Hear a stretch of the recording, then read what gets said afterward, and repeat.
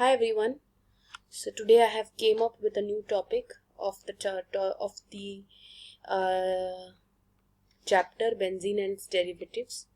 The chapter name is resonance, where we are going to talk about resonance effects and study various examples and problems related to it.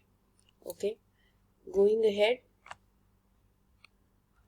What exactly is resonance effect? Resonance effect is delocalization of electrons in a pi bond system. So whenever I have pi bonds in a structure, those pi bonds delocalize and form resonating structures, and that is nothing but a resonating effect.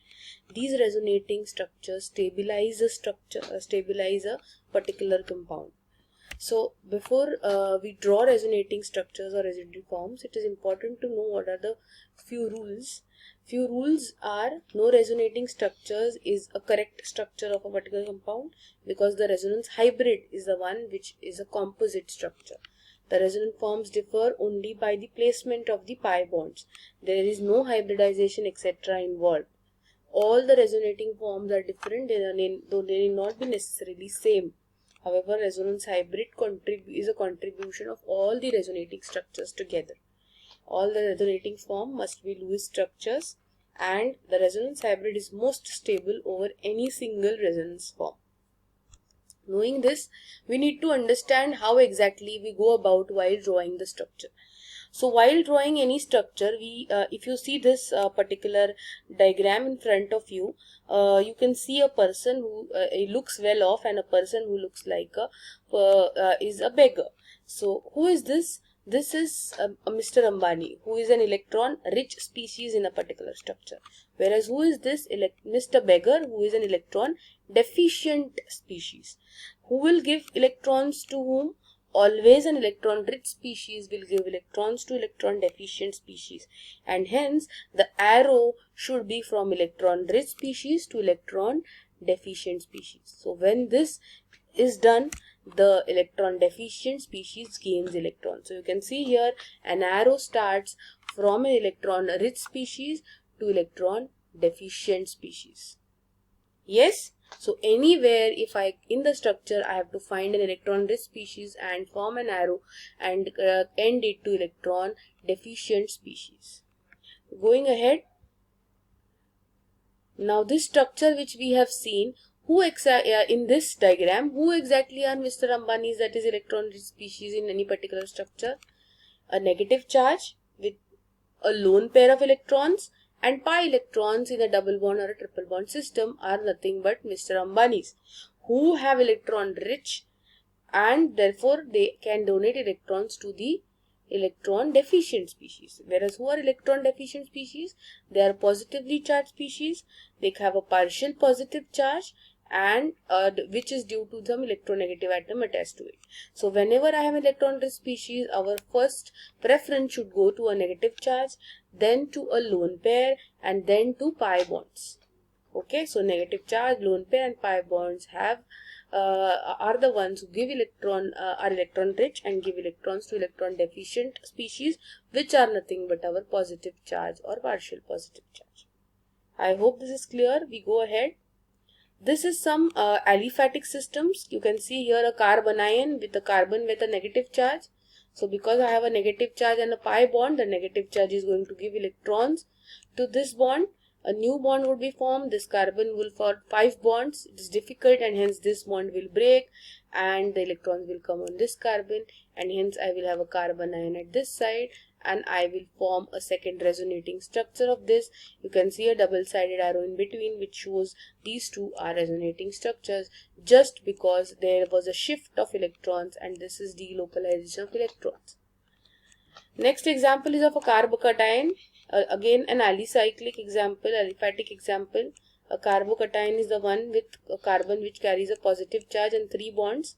Here the positive charge is an electron deficient species, that is Mr. Beggar, and here this is my Ambani. So this will give electrons, because always the arrow will start from electron rich species to electron deficient species, and I will have this kind of a resonating structures created due to delocalization of this pi bonds present in this double bond. So this was an aliphatic revision which was covered before. coming to an aromatic, whenever I say aromatic, what comes in front of us is benzene. But when we say benzene, benzene is not always the one which is aromatic, but there are substituted benzenes which are nothing but aromatic structures. So when we talk about substituted benzenes, what are different substituents which are attached to benzenes? So these are the different substituents. They are either strongly activating, moderately activating, weakly activating, or moderately deactivating, or strongly deactivating. So what does this activating basically mean? Basically activating means that whenever a reaction is taking place, benzene would take maybe 1 hour, and if I have one of these attached to a benzene, I will have a reaction happening in half an hour. The rate of reaction increases and hence activates the benzene ring. Whereas these substituents deactivate the benzene ring and the rate of reaction increases. It would take maybe 1.5 hours for the reaction to complete, and hence these substituents are considered to be deactivating. However, these are ortho-para directors and these are meta-directors. We will see ortho-para and meta in the next lecture. But we have these all which are seen in the red or pink color are nothing but activating, and the blue ones are deactivating. But you can notice here that few are green ones. What are those? They are halogens.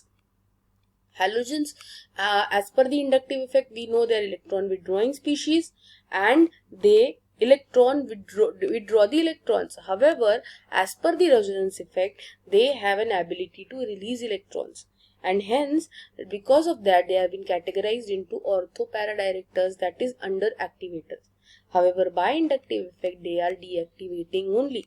So they are the ones which are exceptions, and hence they release electrons like activating but affect like deactivating. So you can see here that this side are the ones which are electron releasing species. So these are my electron releasing species, and these are my electron withdrawing species. This is a very important table. If I know this, I can solve many of the problems. So coming to phenol, so you can see here the structure of phenol is shown. So when I say a phenol is a electron releasing species. We have seen it in the strongly activating one. So if it is a strongly activating, it is going to release electrons because it has lone pair. So how exactly resonance take place?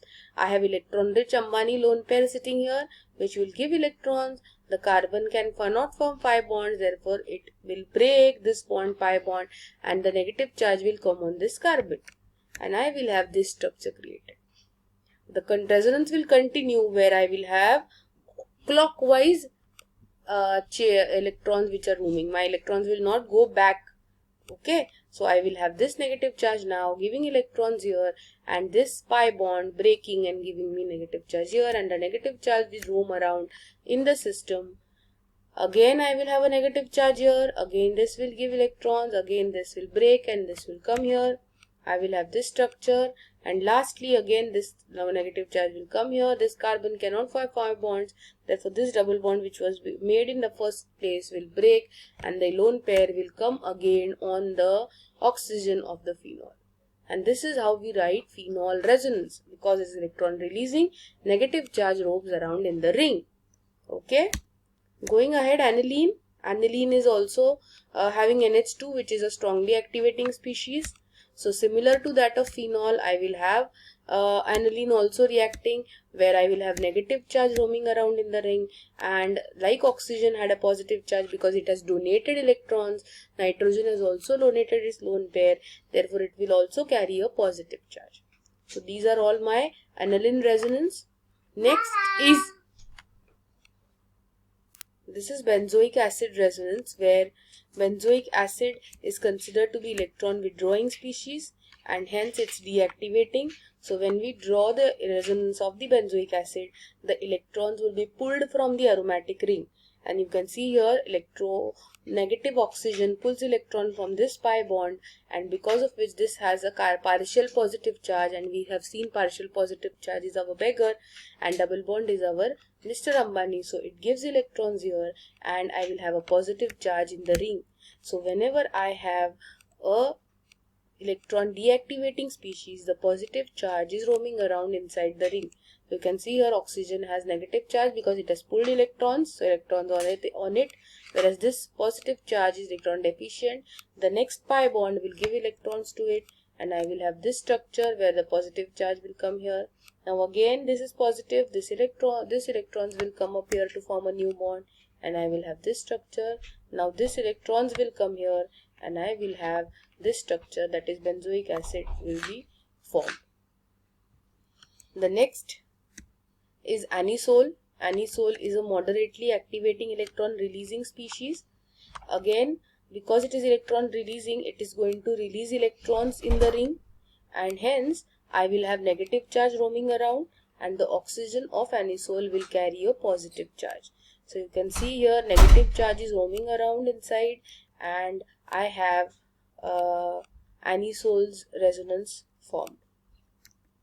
Benzaldehyde, like benzoic acid, benzaldehyde is an electron withdrawing, correct? Electron withdrawing, deactivating species. So like benzoic acid, will have benzaldehyde, like benzoic acid, oxygen will pull electrons, and hence the entire aromatic ring has to donate electrons, and because of which positive charge will roam around inside the ring, and I will have oxygen with a negative charge and positive charge in the ring which will roam, and again I will have a benzoic acid created. When you practice this, you will have to be very careful and draw the arrows such that they will start at particular point and end correctly. If it is a new bond formation, it should be ending in between the bond. If it is forming a charge, it should be on the atom. So I should be careful while writing the arrows.